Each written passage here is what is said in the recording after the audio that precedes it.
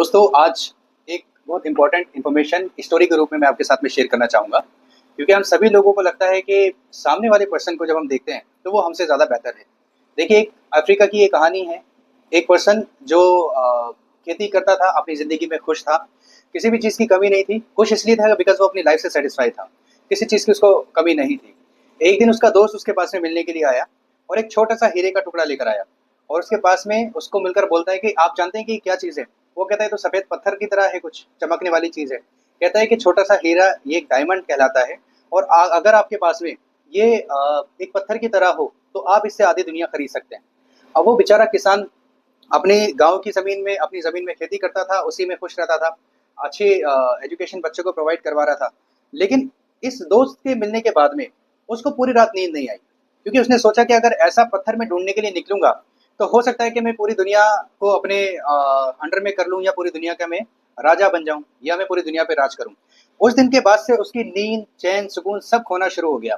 कुछ दिन बाद उसने अपने खेत को सेल कर दिया, उसका पैसा इकट्ठा करके और वो जगह-जगह सिर्फ़ हीरे की तलाश करने लगा।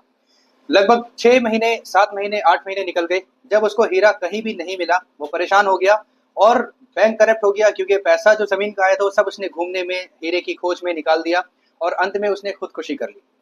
एक दिन कई रोज़ जब गुज़र गए, उसका दोस्त वापस उससे मिलने के लिए आया और उसने देखा कि वहाँ पर माली से पूछा कि वो फ्रेंड कहाँ है? उसने कहा कि वो तो काफ़ी पहले यहाँ से जा चुके हैं और अपना खेत भी सेल कर दिया है उन्होंने, तो वो तो यहाँ अब नहीं रहते हैं, ये तो किसी और ने खरीदा है। उसी रात उसने रुकने के लिए उससे रिक्वेस्ट किया कि मैं आज रात यहाँ पे रुक सकता हूँ क्या? उन्होंने कहा कोई इश्यू नहीं, आप रुक जाइए।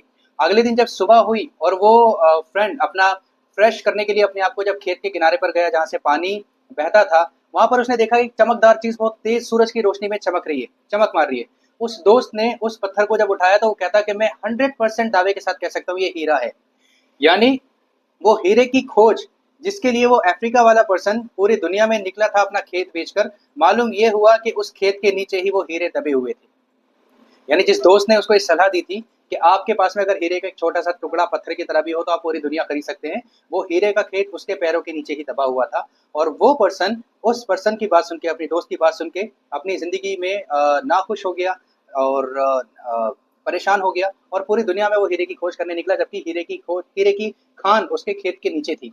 इस कहानी से हमें सीखने को मिलता है कि हम अपनी ज़िंदगी में बहुत खुश हैं और सैटिस्फाई हैं, हमें दूसरे पर्सन की तरफ या दूसरे इंसान की तरफ कभी भी फ़ोकस नहीं होना चाहिए या उस इंसान ने क्या किया है, उसकी तरफ कभी भी नहीं देखना चाहिए, क्योंकि हमेशा हमें दूसरे इंसान की जो खेत की घास है वो हरी दिखती है।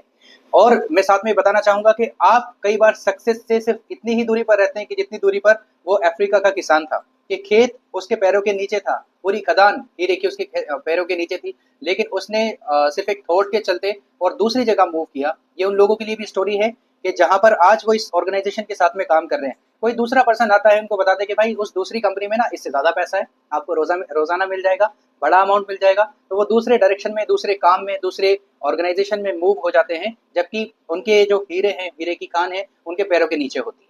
समझ रहे हैं मेरी बात?